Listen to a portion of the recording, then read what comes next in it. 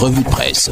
ITFM 103 et Cam News 24, madame, monsieur, bienvenue à la revue de presse spéciale offerte par MBF Media Productions. Challenge Hebdo à la une, front uni de l'opposition. Il boude les tractations de Fouban. L'initiative est noyée par des absences remarquables de certaines figures de la contestation. Page 2, il s'agit de Bello Bouba Magari, Cabral Libi et Joshua aussi. Nous vous le disions donc, présidentielle 2025, des imams reçus au palais de l'unité de Yaoundé, nous dit Challenge Hebdo. Présidentielle au Cameroun, des enseignants observateurs pour un scrutin transparent. Des enseignants veulent se muer en observateur lors de la présidentielle camerounaise du 12 octobre 2025. C'est le sens du projet éducateur observateur du scrutin, explique Roland Soa Etoga, secrétaire général à la coordination du collectif des organisations des enseignants du Cameroun, COREC.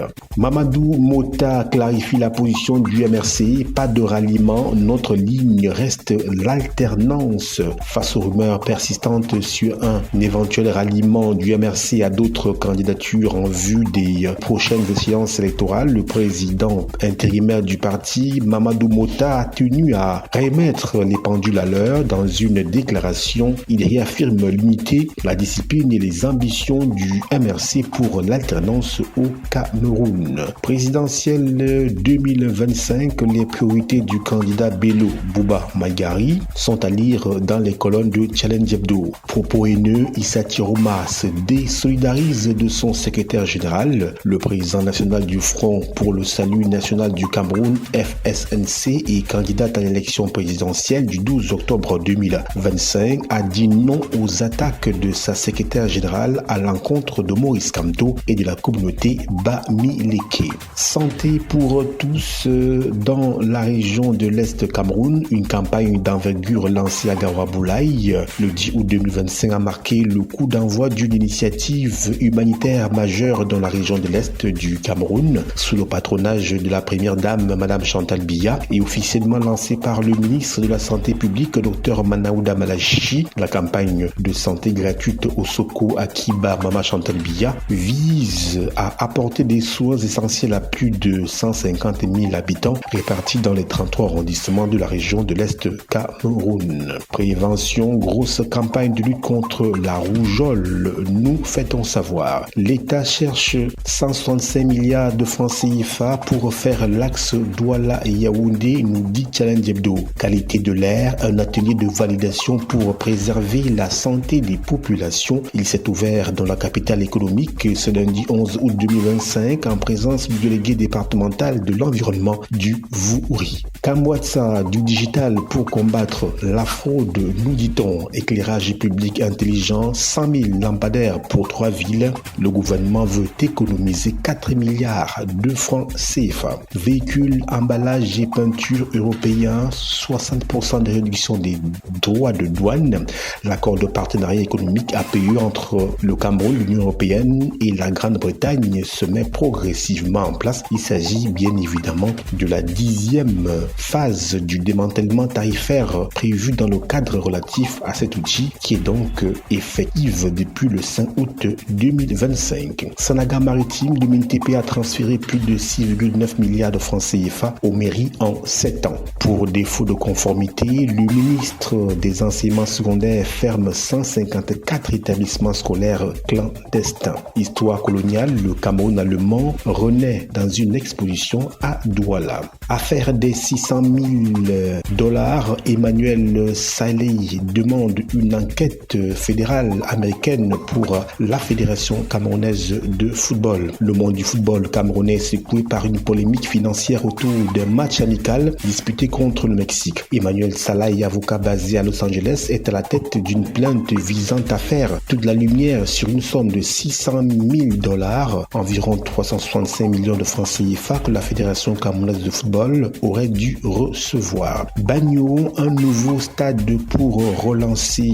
le football local, nous dit-on. À l'international République démocratique du Congo, reprise des combats entre le groupe AFC M23 et l'armée. Tchad, le président prône la moralisation de la vie publique. Silence sur succès Masra, nous dit-on.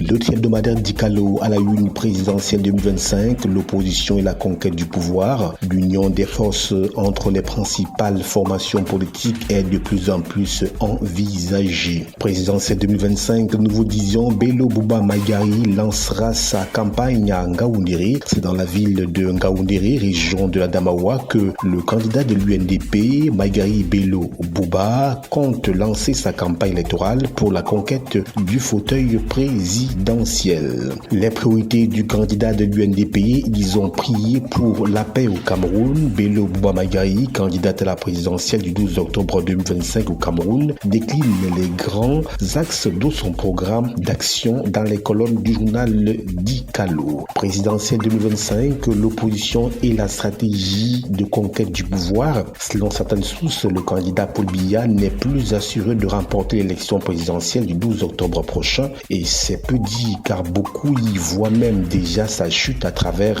une stratégie bien huilée de conquête du pouvoir de l'opposition, une opposition unie. Monseigneur Cléda, lu ailleurs, un Cameroun nouveau est possible. L'archevêque métropolitain de Douala, dans une récente lettre pastorale, lance un véritable appel au changement dans notre pays, le Cameroun. Présidentielle 2025, la société civile dénonce le verrouillage de l'espace civique. Dans une déclaration des organisations de la société civile liée au contexte électoral, il est clairement mentionné que l'élection présidentielle d'octobre 2025 se tiendra sous fond du verrouillage de l'espace civique, restriction de la liberté d'association.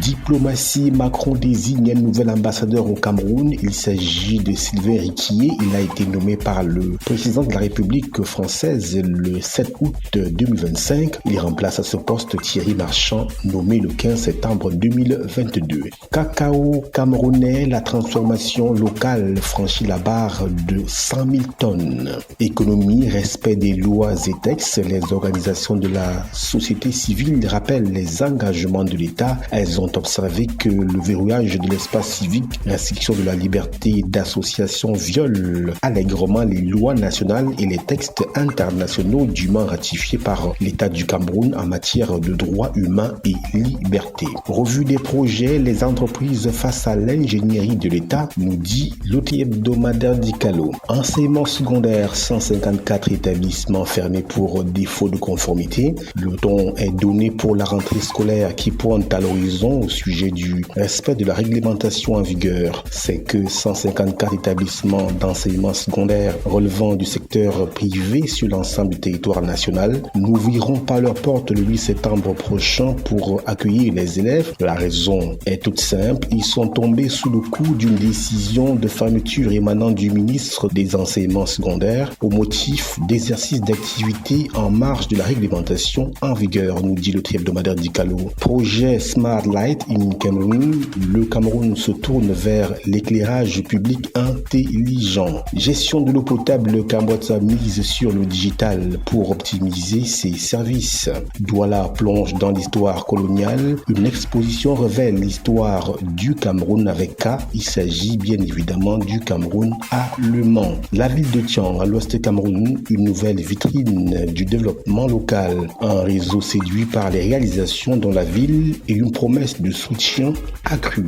Revendications sociales, les employés des télécentres communautaires écrivent à Paul Biya. Les télécentres communautaires polyvalents sont à l'agonie sur l'ensemble du territoire national. Les employés désemparés saisissent par correspondance le chef de l'État, Paul Biya. Développement industriel, le port autonome de Kribi renforce son infrastructure énergétique. Football amateur, le milliard de la campagne électorale. Coupe de la CAF, l'Aigle Royal de la Menois connaissent désormais son adversaire. À l'international Tchad, l'ex-premier ministre et opposant Succès Masra, condamné à 20 ans de prison ferme. Côte d'Ivoire, le Front commun exige l'inclusion de Gbagbo et Thiam au scrutin.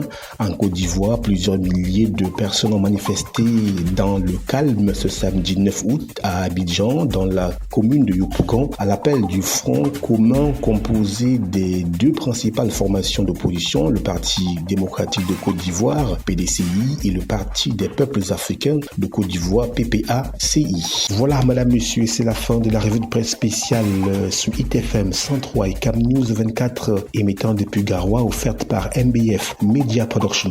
Nos programmes se poursuivent.